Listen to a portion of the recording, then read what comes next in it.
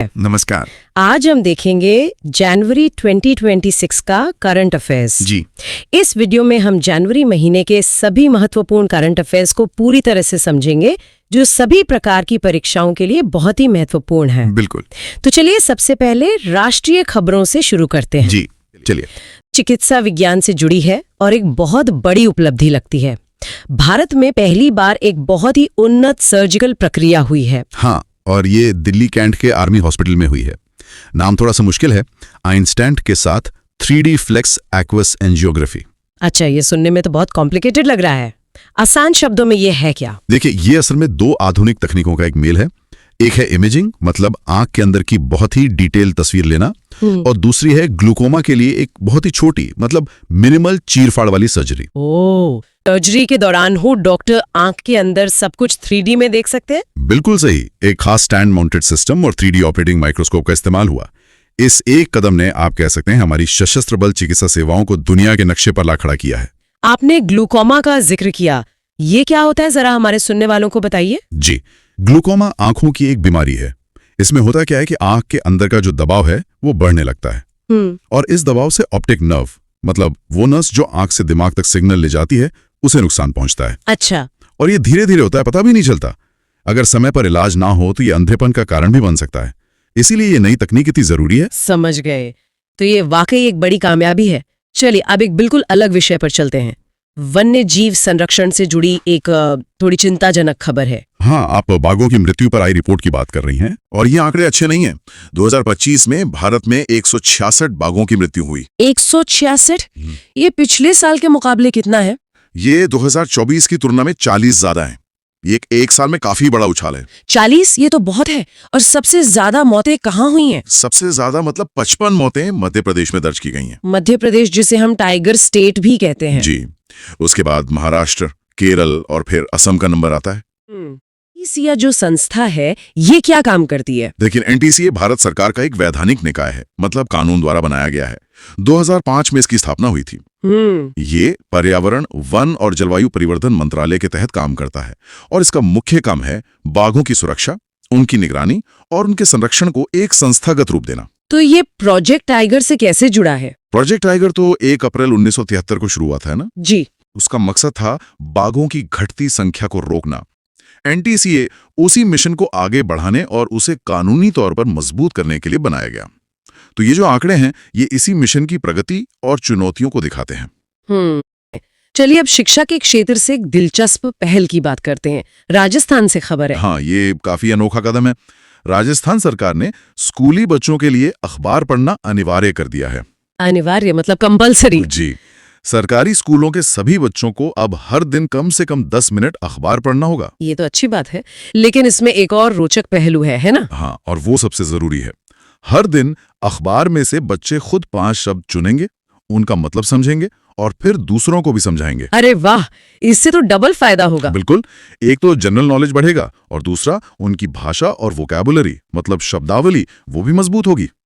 और राजस्थान की बात हो रही है तो कुछ मुख्य तथ्य भी बता दीजिए। हाँ, तो राजस्थान की राजधानी जयपुर है।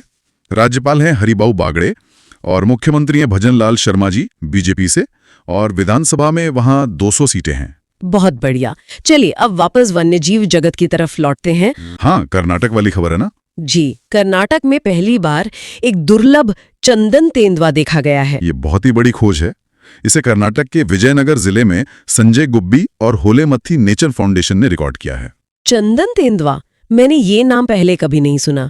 क्या ये कोई नई प्रजाति है? नहीं, ये प्रजाति वही है, लेकिन इसका रंग बहुत खास है। ये भारत में सिर्फ दूसरी बार देखा गया है। इससे पहले 2011 में राजस्थान में दिखा था। अच्छा, और इसका रंग कैसा होता है? इसका रंग स्ट्रॉबेरी जैसा हल्का गुलाबीपन लिए होता है, इसीलिए इसे स्ट्रॉबेरी तेंदुआ भी कहते हैं। दुनिया में भी ये बहुत कम जगह, जैसे दक्षिण अफ्रीका और तंजानिया में ही दर्ज हुआ है। स्ट्रॉबेरी तेंदुआ, कमाल है।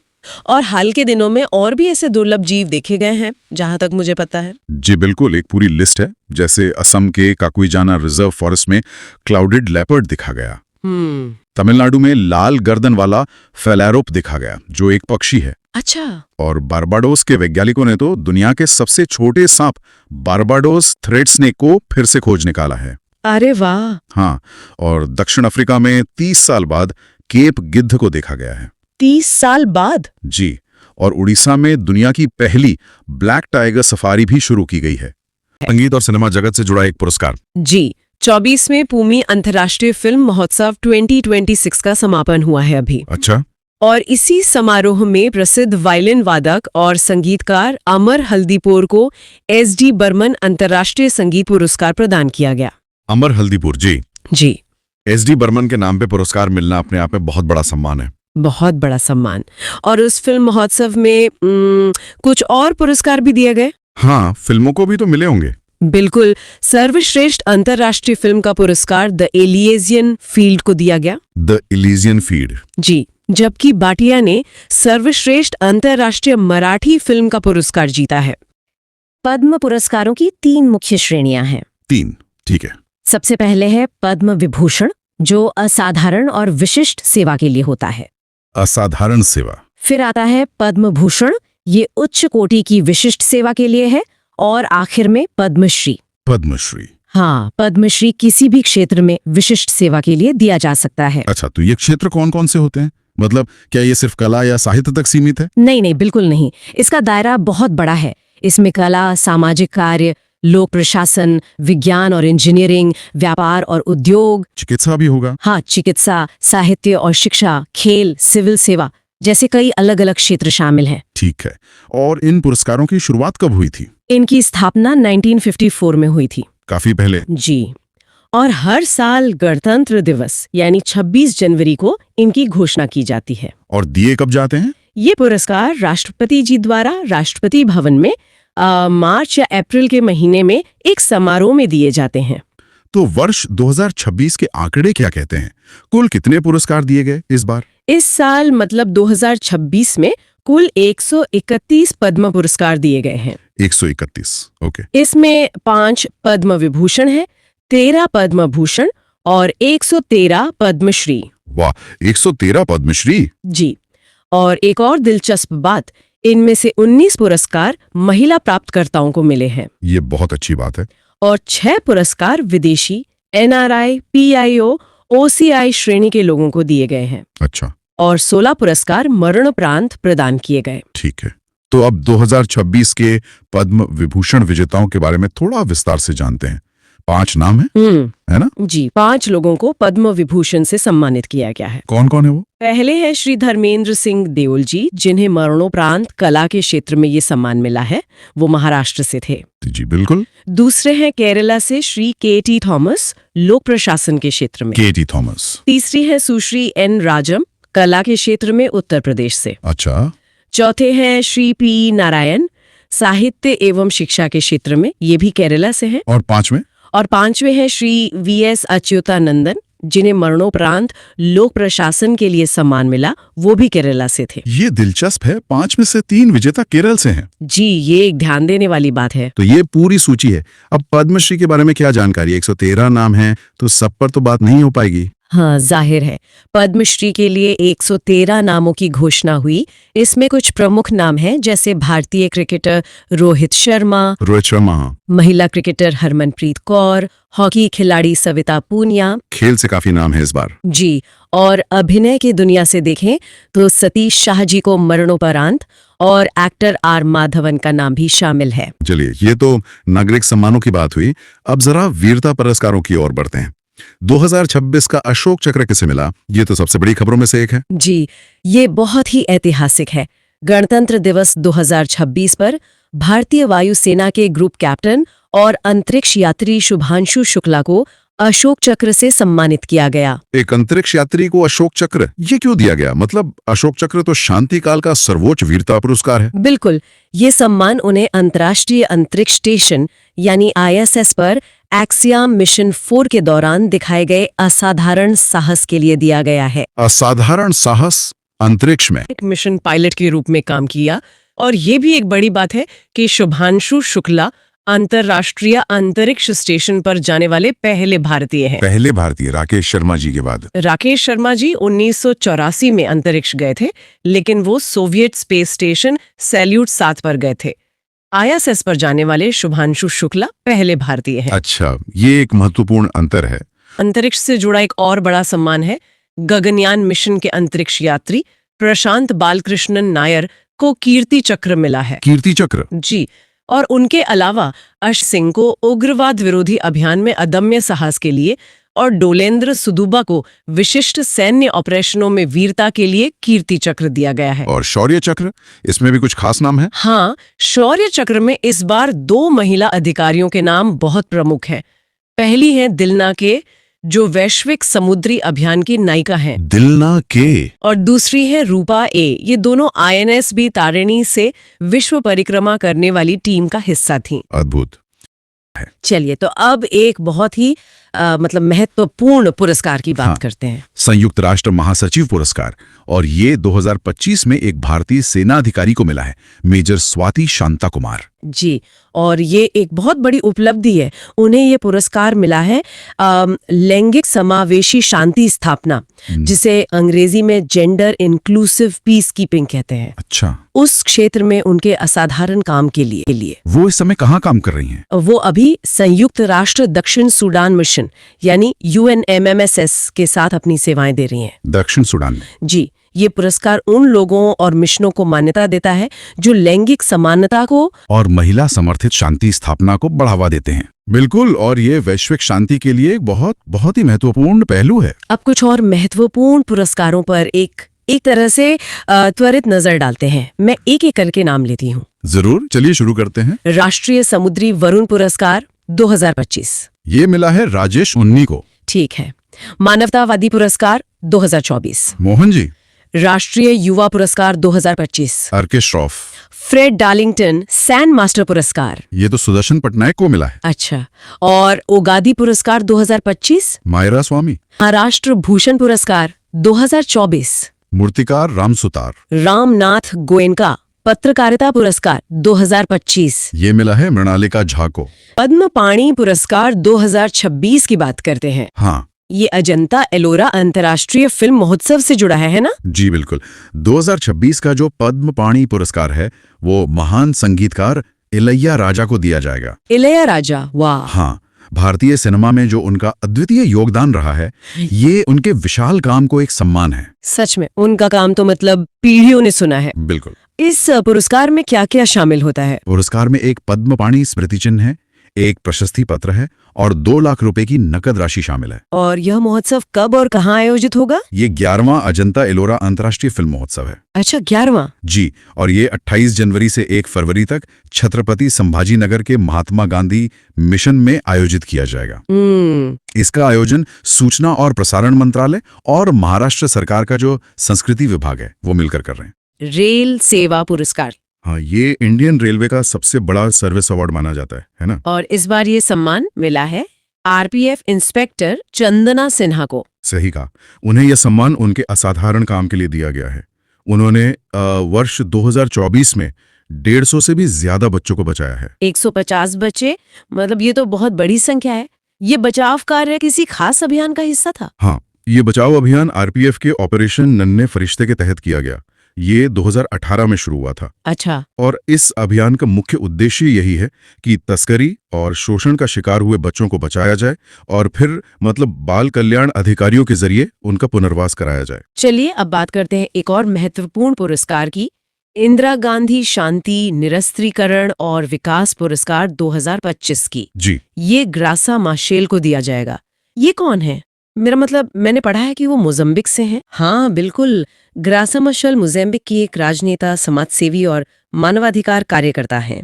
उन्होंने अपने देश के स्वतंत्रता आंदोलन में बहुत सक्रिय भागीदारी की थी और एक शिक्षक के रूप में भी उन्होंने काम किया। और जब 1975 में मोजम्बिक को स्वतंत्रता मिली तो वो देश की पहली शिक्षा और संस्कृति मंत्री बनी। अच्छा, तो एक क्रांतिकारी से राष्ट्र निर्माता तक का सफर।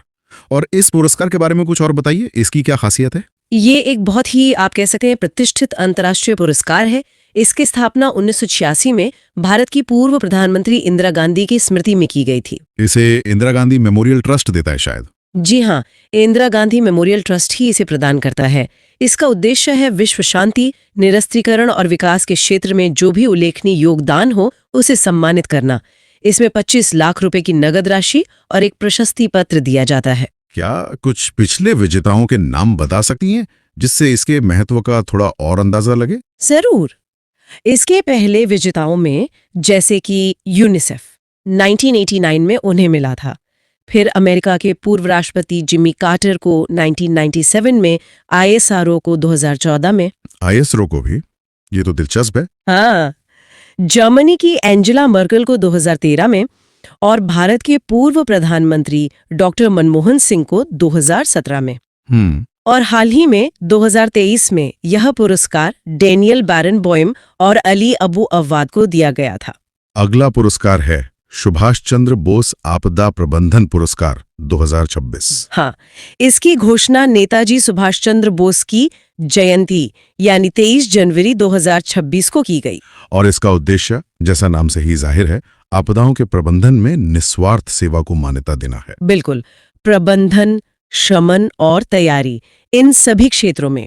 इस साल के विजेता कौन है? यह पुरस्कार 2 श्रेणियों में दिया जाता है। संस्थागत श्रेणी में यह सिक्किम राज्य आपदा प्रबंधन प्राधिकरण को मिला है। अच्छा, सिक्किम को। और व्यक्तिगत श्रेणी में ये लेफ्टिनेंट कर्नल सीता अशोक शेल्के को प्रदान किया गया है। चलिए अब तकनीकी दुनिया की ओर बढ़ते हैं। आर्टिफिशियल इंटेलिजेंस यानी AI, इससे जुड़ी 2 बड़ी खबरें हैं। हाँ, एक तरफ तो नियम बन रहे हैं और दूसरी तरफ प्रतिबंध लग रहे हैं। हाँ, बिल्कुल सही कह रही हैं। सबसे पहले दक्षिण कोरिया की बात करते हैं।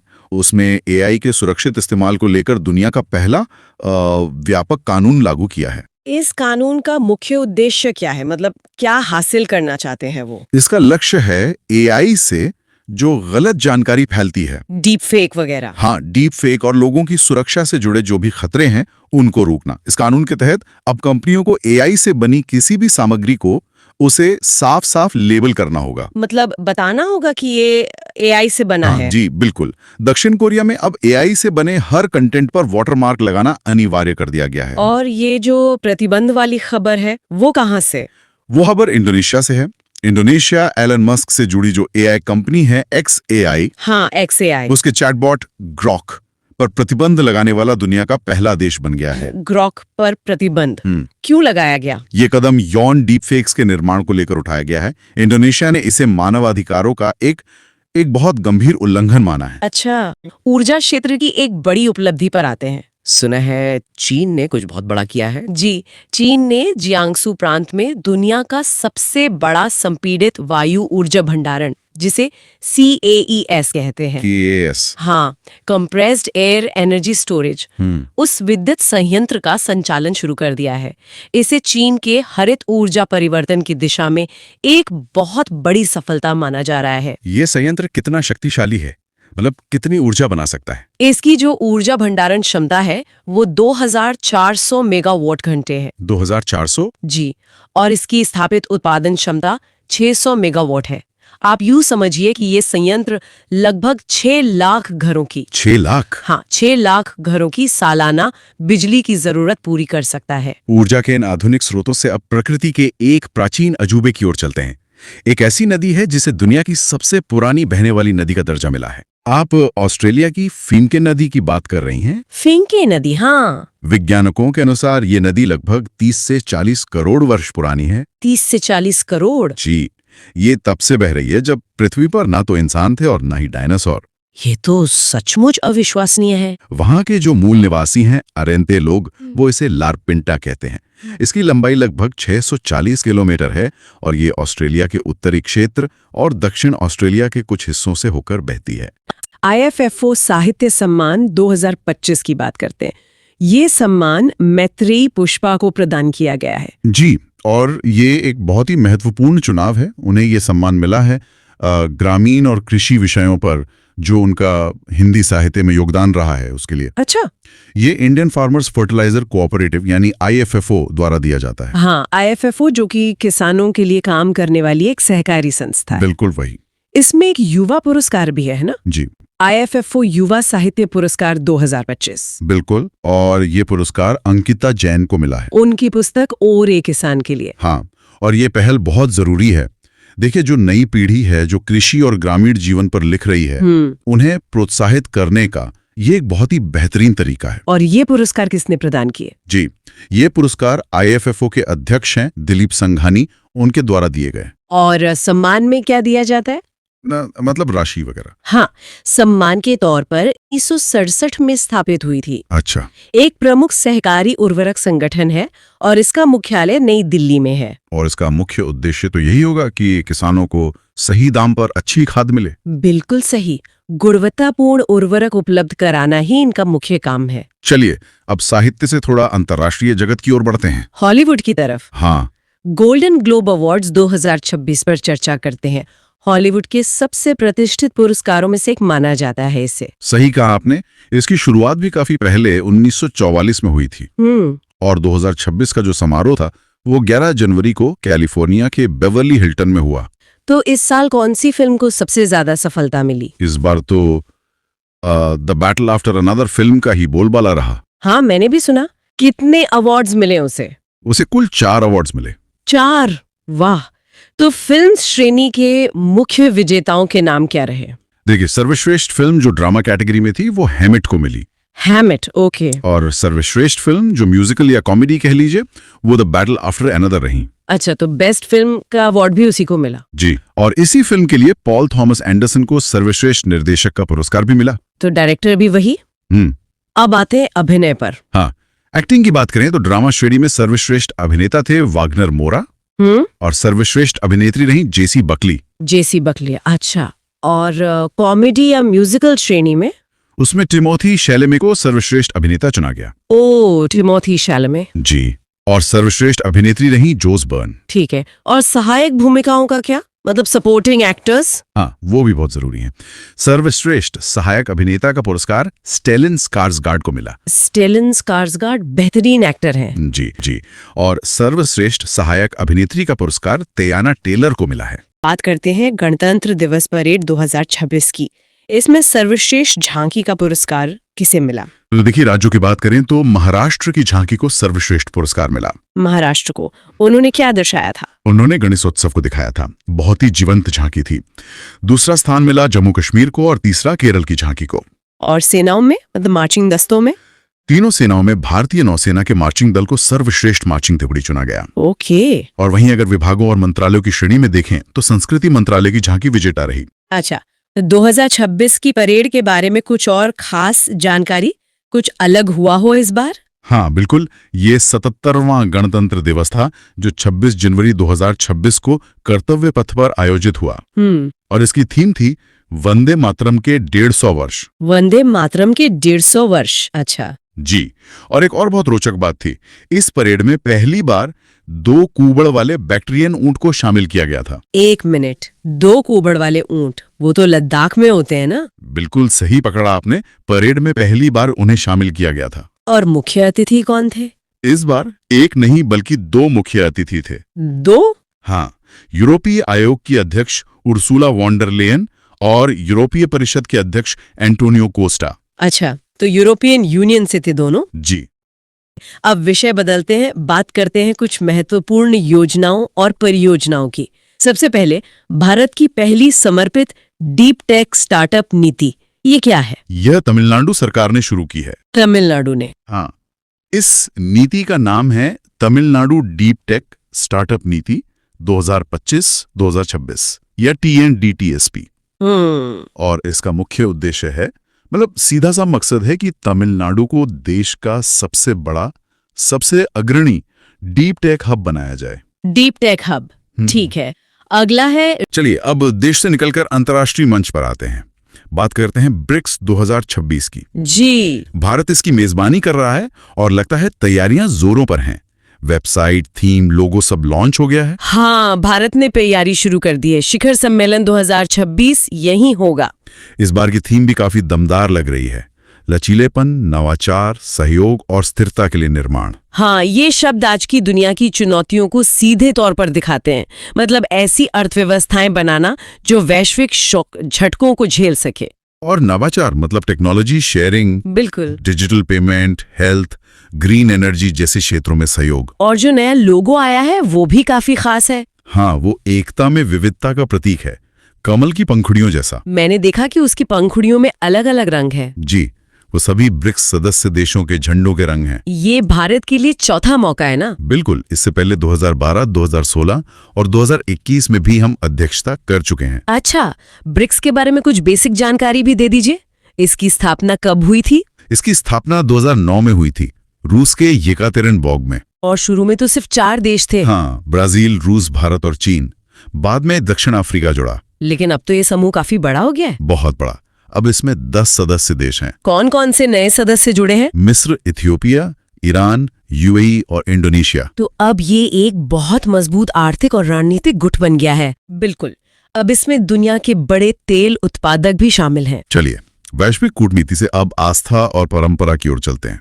केरल के सबरीमाला मंदिर में मकरविलक्कू उत्सव मनाया गया है। जी, ये केरल के सबसे पवित्र त्योहारों में से एक माना जाता है। ये मकर संक्रांति के दिन होता है और भगवान अयप्पा की पूजा का सबसे बड़ा पर्व है। हाँ, लाखों श्रद्धालु हर साल वहां पहुंचते हैं। इस उत्सव के कुछ खास आकर्षण हैं, जैसे कि मकर ज्योति। हाँ, मकर ज्योति तो इस उत्सव का केंद्र बिंदु है।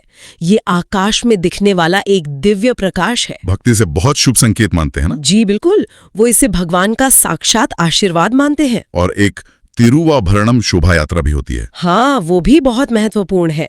इसमें भगवान अयप्पा के जो पवित्र आभूषण है, उनकी यात्रा निकाली जाती है। अच्छा। और जब ये आभूषण गर्भगृह में पहुंचकर भगवान को पहनाए जाते हैं, उसके बाद एक विशेष पूजा होती है, जिसे दीपाराधना कहते हैं। बिल्कुल। और कहते हैं कि उसी क्षण आकाश में मकर ज्योति दिखती है। तो आस्था की इस ऊर्जा से अब बात करते हैं उस ऊर्जा की जो हमारी दुनिया चला रही है, नवीकरणीय ऊर्जा। जी। अंतर्राष्ट्रीय नवीकरणीय ऊर्जा एजेंसी यानी आयरिना की 16वीं महासभा हुई है हाल ही में। हाँ, ये 10 से 12 जनवरी 2026 को अबू धाबी, यूएई में हुई। और इस महासभा का मुख्य उद्देश्य क्या था? इसमें सभी सदस्य देशों ने नवीकरणीय ऊर्जा को बढ़ाने और 2030 तक ऊर्जा क्षमता को दोगुना करने की अपनी प्रतिबद्धता दोहराई है। ये एक बहुत बड़ा लक्ष्य है। बहुत बड़ा। और भारत ने इस महासभा में अपनी एक खास परियोजना का प्रदर्शन किया। कौन सी परियोजना? पीएम कुसुम परियोजना। अच्छा, पीएम कुसुम। जी, इस परियोजना के तहत भारत में 10 लाख से ज्यादा सौर पंप लगाए गए हैं और 10,200 मेगावाट बिजली ग्रिड में जोड़ी गई है। 10 लाख सौर पंप, ये तो किसानों के लिए बहुत बड़ी बात है। बहुत बड़ी। उनकी डीजल पर निर्भरता कम हुई है, कमाई बढ़ी है। और ये आयरिना संगठन है क्या? ये एक अंतर सरकारी संगठन है। कब बना था ये? इसकी स्थापना 26 जनवरी 2009 को बॉन, जर्मनी में हुई थी। लेकिन इसका मुख्यालय तो अबू धाबी में है। जी, मुख्यालय अबू धाबी में है।